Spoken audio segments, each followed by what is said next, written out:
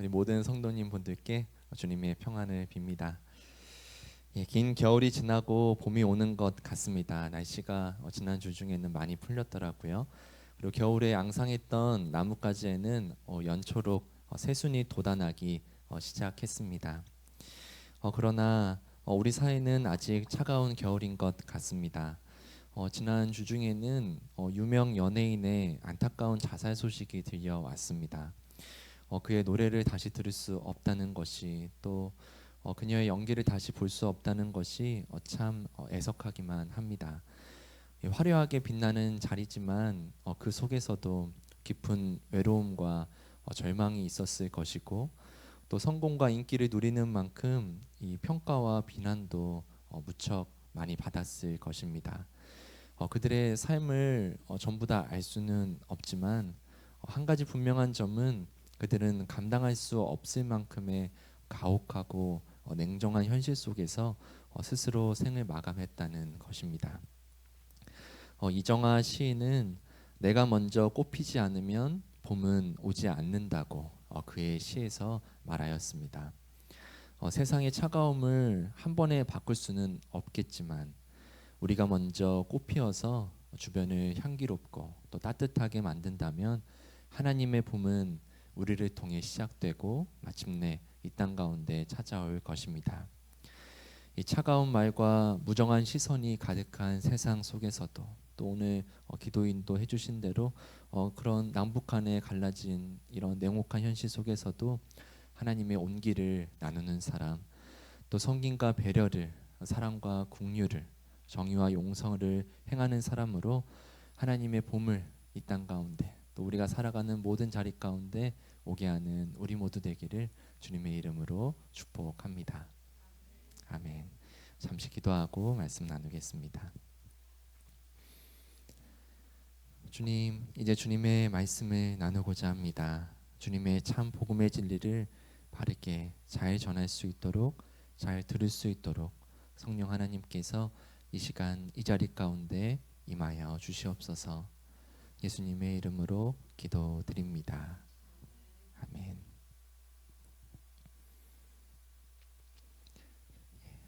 대한민국에서 이 소통 관련한 강의로 가장 유명한 강사가 있습니다. 바로 김창옥 씨입니다. 이 김창옥 씨의 유튜브 누적 조회수는 2억 뷰가 넘는다고 합니다. 이게 2024년 기록이니까 아마 올해는 더 넘었겠죠. 제가 느끼기에 김창옥 씨 강연의 가장 큰 장점은 또 강점은 이 관객의 참여라고 생각합니다. 그분의 강연을 보면요, 이 준비한 내용을 일방적으로 전달하는 것이 아니라 이 관객에게 질문을 던지기도 하고 또 관객의 반응을 살피면서 그 강연을 관객과 함께 만들어 갑니다. 그분의 대표적인 강연들은요, 이 관객의 질문에 답하는 형식으로 진행될 만큼 이 관객의 참여를 무엇보다 중요하게 여기는 것 같습니다. 그래서인지 이 김창옥 씨의 강연은 이 다른 사람들의 강연보다 더 생동감이 있고요, 더 와닿기도 하고요. 또 이 현장의 관객들이 느끼는 감동이 이렇게 영상을 보고 있는 사람에게까지, 저에게까지도 느끼게 하는 것 같습니다. 이 관객을 단순히 듣는 사람이 아니라 이 강연의 일원으로 참여하게 만드는 김창옥 씨의 힘이라고 느껴집니다. 예수님께서도 기적을 행하실 때 제자들과 주변 사람들을 단순한 구경꾼으로 두지 않으셨습니다. 예수님의 첫 번째 기적인 가나의 혼인 잔치를 보면요, 이 예수님께서 단지 물을 포도주로 바꾸신 게 아니라 이 하인들에게 항아리에 물을 채우고 연회장에 가져가라고 명하셨습니다. 이 하인들의 순종은 기적의 일부가 된 것입니다. 떡 5개와 물고기 2마리로 5천 명을 먹이신 오병이어의 기적도 그렇습니다. 예수님께서 축사하신 떡과 물고기를 제자들에게 나눠주라고 하셨고 이 제자들이 사람들에게 나눠줄 때 기적이 완성되었습니다. 이 기적을 경험하는 사람들 역시 수동적인 자세가 아니라 능동적인 순종으로서 기적의 일원이 되도록 하셨습니다. 예수님은 그들이 단순한 기적의 수혜자나 구경꾼이 아니라 하나님의 기적을 함께 경험하고 그 기적을 함께 이뤄가는 자가 되게 하셨습니다. 오늘 본문의 나사로를 살리신 예수님의 기적도 그렇습니다. 예수님께 사랑받은 유명한 삼남매죠.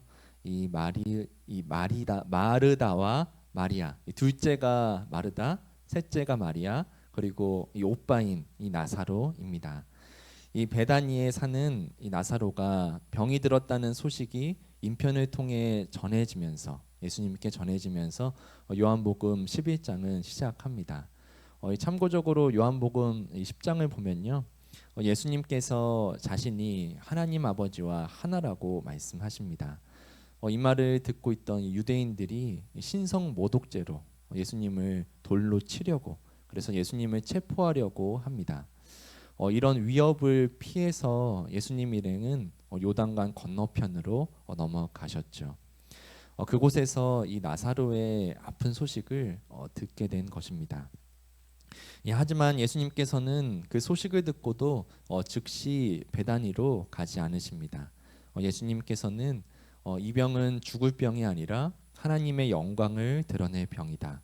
이것으로 말미암아 하나님의 아들이 곧 자신이 영광을 받게 될 것이다 라고 말씀하시며 계신 곳에서 이틀을 더 머무셨습니다.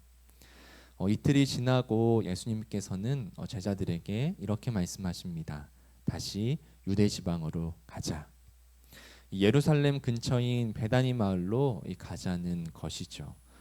그러나 제자들은 아까 말씀드린 대로 예수님을 돌로 치려 했던 유대인들을 그곳에서 다시 만날까 두려워했습니다. 그런 두려워하는 제자들에게 예수님께서는 햇빛이 비추는 낮에 걸어다니면 걸려 넘어지지 않는다. 즉 세상의 빛으로 온 자신과 함께라면 어떤 위험이 찾아와도 넘어지지 않을 것이다라고 제자들을 안심시켜 줍니다. 그러나 제자들은 그 말의 속뜻을 제대로 이해하지 못한 것 같습니다. 발걸음을 옮기시는 예수님 곁에서 이 도마가 말했다고 적혀 있는데요. 이 도마가 우리도 예수님과 함께 죽으러 가자라고 이야기합니다. 앞에 있던 내용을 듣고도 별로 안심이 안 된 건지 아니면 이해를 못한 거라고 볼 수 있겠죠. 예수님은 제자들에게 또 이렇게 말씀하십니다. 우리 친구 나사로가 잠들었도다. 그러나 내가 깨우러 가노라. 예수님은 죽은 나사로를 향해서 잠들었다고 말하시면서 이 죽음을 이기시는 이 부활과 생명의 능력을 나타낼 것을 예고하십니다. 그러나 이 내용도 제자들이 제대로 잘 이해하지 못한 것 같습니다. 그런 제자들이 답답하셨는지 예수님께서 풀어서 말씀을 해주시는데요. 그 내용이 11절부터 15절까지 말씀입니다. 11절부터 15절까지를 제가 읽겠습니다. 이 말씀을 하신 뒤에 그들에게 말씀하셨다. 우리 친구 나사로는 잠들었다. 내가 가서 그를 깨우겠다. 제자들이 말하였다. 주님, 그가 잠들었으면 낫게 될 것입니다. 진짜 잠든 줄 아나 봐요. 그래서 예수님께서는 나사로가 죽었다는 뜻으로 말씀하셨는데 제자들은 그가 잠이 들어 쉰다고 말씀하시는 것으로 생각하였다. 이때에 예수께서 그들에게 밝혀 말씀하셨다. 나사로는 죽었다. 내가 거기에 있지 않은 것이 너희를 위해서 도리어 잘된 일이므로 기쁘게 생각한다. 이 일로 말미암아 너희가 믿게 될 것이다. 그에게로 가자.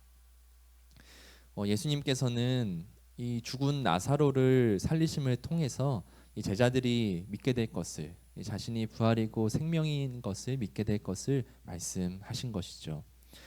그렇게 예수님께서 베다니로 이동하셨고 그곳에 도착하셨을 때는 나사로가 죽은 지 이미 나흘, 이 4일이나 지났습니다.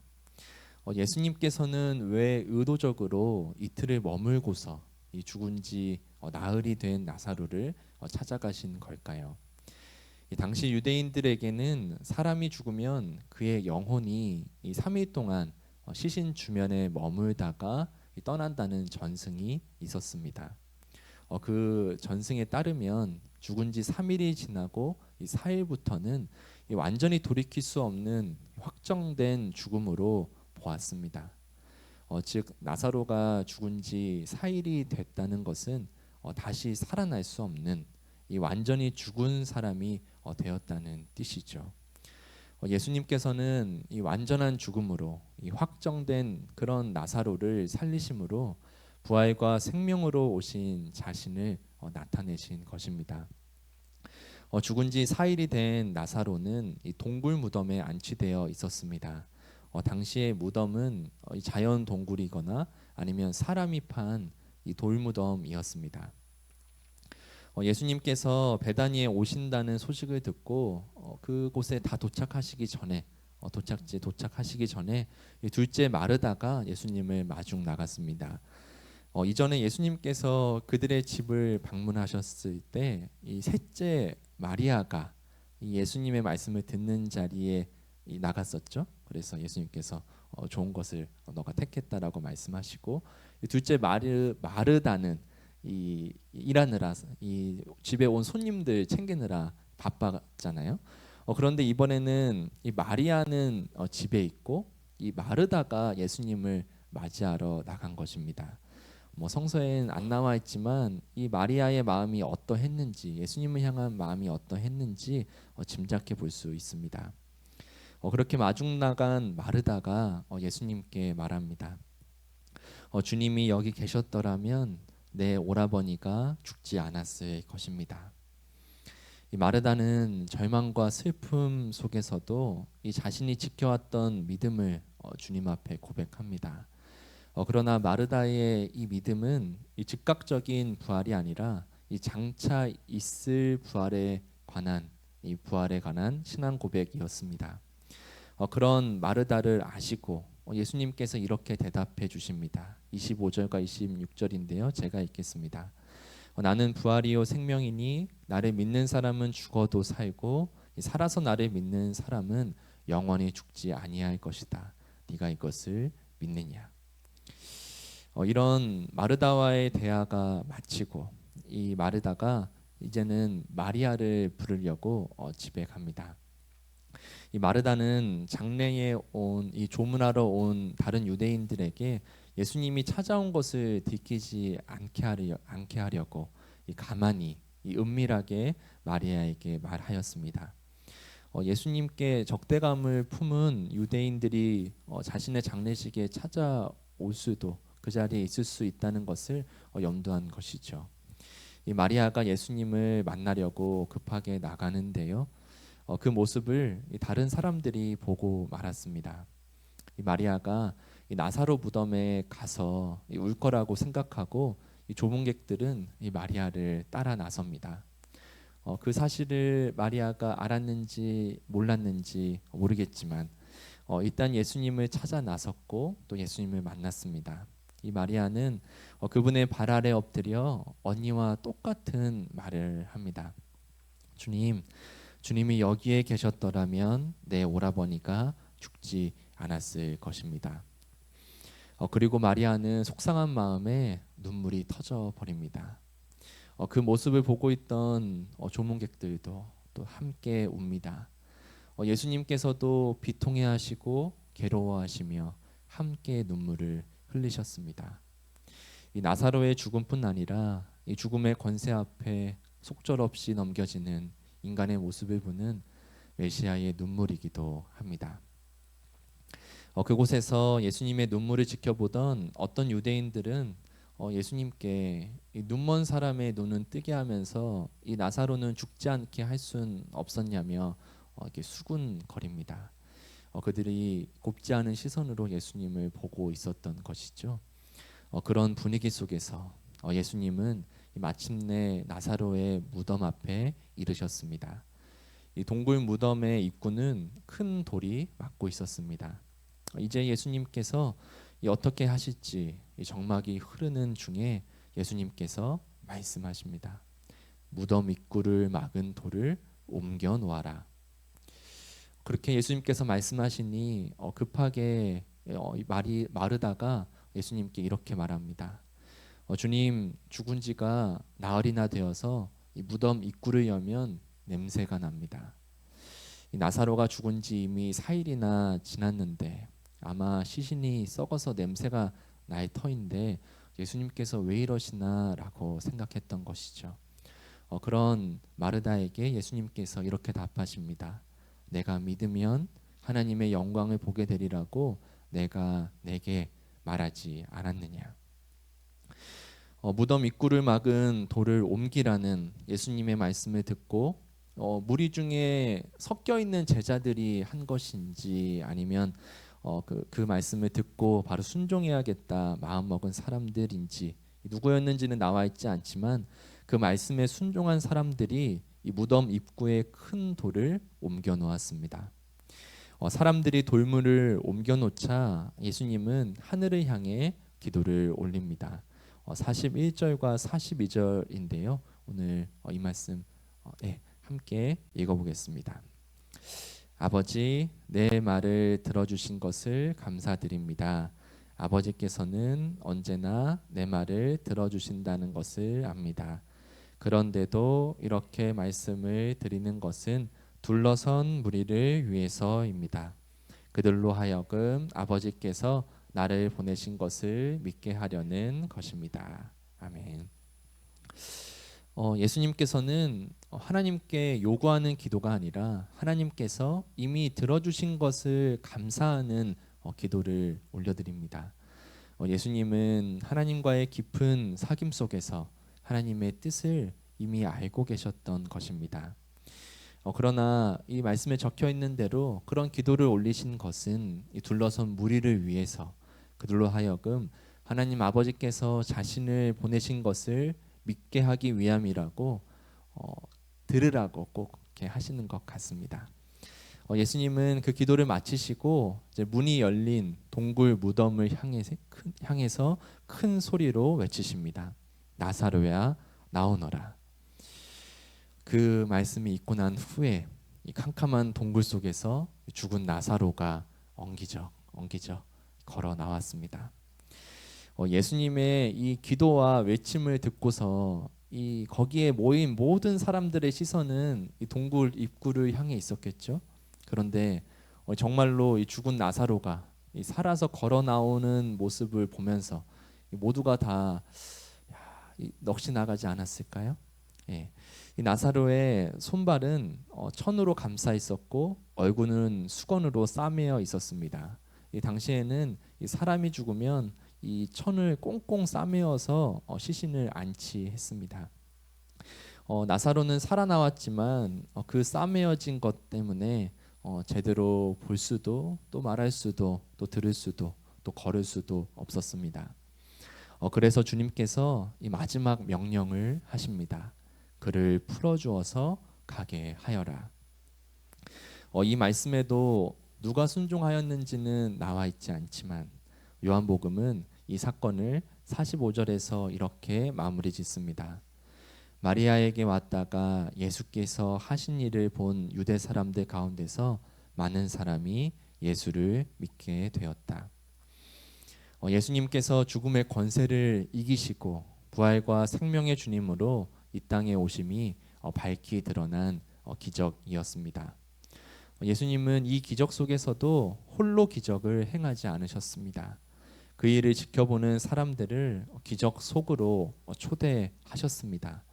그들에게 돌문을 옮기게 하시고 또 그들에게 나사로의 몸에 감싸 있던 천을 풀라고도 하십니다.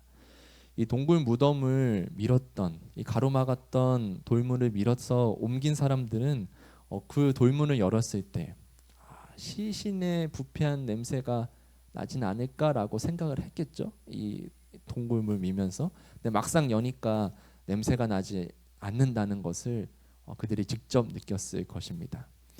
그리고 이 나사로를 감싸던 천을 풀었던 사람들은요. 그 천을 풀라고 말씀하시니까 나사로에게 찾아가서 이렇게 풀려고 하는데 죽은 사람이었잖아요. 그러니까 죽은 사람을 향한 두려움도 있었을 테고, 그리고 그 만약에 시체에 손을 대면 부정하게 여겨지는데 그런 것도 생각이 되지 않았겠어요? 그러나 이 새 생명을 얻은 나사로의 이 육신을, 그 신체를 직접 그 천을 이렇게 감싼 걸 풀어주면서 직접 그들의 손으로 그가 살아났음을 느꼈을 것입니다.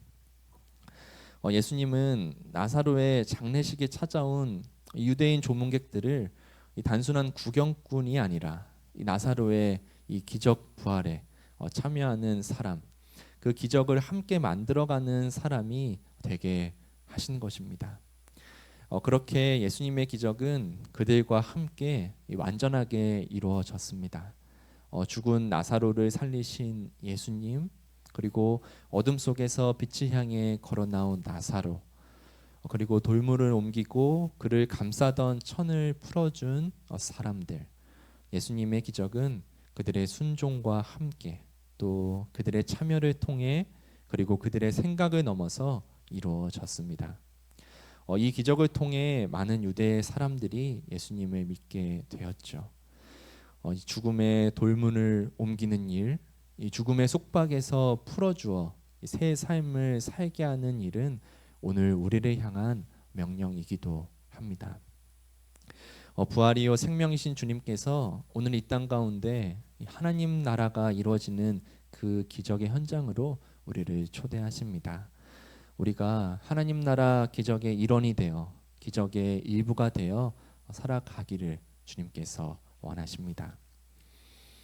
지난 주중에는 이 아내가 섬겼던 교회에서 교회 학교 교사로 섬기는 청년이 우리 교회에 방문하였습니다. 또 그 지난번에는 이 교제를 나누고 싶은 또 청년들과 또 사역자들도 이렇게 몇 번 방문해 주었는데요. 제가 사실은 이 마음이 편치가 않았습니다. 지켜보실지 모르겠어요. 그렇게 생각 안 하시겠지만 또 이 청년 담당 사역자 분께서 또는 그 교회의 담임 목사님께서 혹여라도 이곳에 온 것을 불편해하시진 않을까. 저나 아내나 그런 의도를 가지고 있지는 않지만 혹여나 오해하시진 않을까 항상 이 조심스러운 마음이 있었습니다. 지금도 있고요. 그런데 이 찾아온 이 청년들과 이런저런 이야기를 나누면서 갈 때 돼서 이 얼굴 표정이 찾아올 때보다 조금은 밝아진 것을 보면서 조심스러운 마음은 여전히 있지만 이렇게 새롭게 생각을 하게 되었습니다. 이곳에 찾아온 분들에게 이곳의 공간과 교제가 이 작은 위로가 된다면 이게 작은 도움이 될 수 있다면 그것 또한 하나님께서 기뻐하시는 일이겠구나. 이 우리 교회가 작은 쉼터가 되어서 편하게 와서 쉬고 조금이라도 충전받고 우리 교회가 아니라 원래 섬기는 교회 가서 또 잘 섬기고 또 본인도 잘 살아갈 수 있도록 조금이라도 우리가 돕는다면 그것이 정말 공교회로서 또 하나님께서 기뻐하시는 일이겠구나 그런 생각을 하게 되었습니다. 이것 또한 우리 교회를 통해서 하나님께서 이뤄가시는 하나의 기적이라고 생각합니다. 우리 교회에 찾아오는 손님들을 존귀하게 맞이해야겠다 생각하게 되었습니다. 생명을 살리는 하나님 나라의 기적은 무척 크고 대단한 일들만 그런 일이라고만 생각하지는 않습니다. 이 코로나19 바이러스가 터졌을 때 그것을 막기 위해서 이 전 세계적인 해결 방법이 논의되고 시행되었죠. 그러나 그런 거대한 해결 방법은 이 한 사람 한 사람의 마스크를 쓰고 다니는 그런 작은 불편을 감수하는 것에서부터 시작했다는 것을 기억합니다. 또 우리 사회의 지역과 집단, 계층, 세대, 학벌 등 그런 여러 갈등은 심화되고 있고 이기주의가 만연해지는 것 같은데요. 어떻게 해결할 수 있을까요? 작은 성김과 배려부터 사랑과 긍휼을 베풀며 정의와 용서를 큰 대단한 그런 것이 아니라 나의 마음에서부터 내가 만나는 사람들에게로부터 시작하는 것이 그것을 해결하는 방법의 시작 단초가 아닐까요? 그런 한 사람 한 사람이 모여서 새로운 하나님의 시대가, 새로운 하나님의 시간이 이 땅 가운데 시작될 것을 믿습니다. 어떻게 이 동굴 무덤을 막고 있던 돌문을 혼자 밀어서 옮길 수 있었겠습니까? 이 나사로가 걸어 나올 정도의 동굴이었다면 아마 그 동굴은 엄청 큰 동굴이었을 것입니다. 아마 함께 힘을 모아서 그 동굴 입구를 막고 있던 돌을 밀었겠죠. 이 나사로를 감싸던 천을 풀어주는 일을 누가 혼자 했겠습니까? 이 죽은 사람이 나왔다는 것이 두렵기도 하고, 또 죽은 사람에게 손을 대면 부정하게 여겨질 수도 있지만, 이 사람들은 나사로에게 다가갔고 그의 몸에 손을 대어 그를 감싸던 천들을 풀어 주었겠죠. 힘을 다해서 돌문을 밀었던 손길들, 또 나사로를 감싸던 천들을 풀어주기 위해 그의 몸에 대었던 떨리는 손길들, 그 손길 덕분에 나사로는 새 삶을 향해 나아갔습니다. 주님은 그 손길을 통해 부활과 생명의 기적을 완성하셨습니다. 그리고 오늘 우리에게도 그런 손길로 이 땅에 죽음의 돌문을 옮겨 하나님 나라 생명의 문을 열라고, 이 땅에 죽음의 속박에 묶인 자들을 풀어주고 하나님 나라의 새 삶을 향해 나아가게 하라고 말씀하십니다. 우리가 그 말씀에 순종한다면 우리를 통해 하나님의 영광이 드러날 것입니다. 하나님의 기적이 완성될 것입니다. 하나님의 나라가 이 땅 가운데 이루어질 것입니다. 하나님의 나라가 이 땅에 이루어지는 기적에 참여하는 자로, 그 기적을 함께 이뤄가며 그 기적을 완성시키는 자로 하나님의 영광을 드러내며 살아가는 우리 모두 되기를 간절히 축원드립니다. 아멘.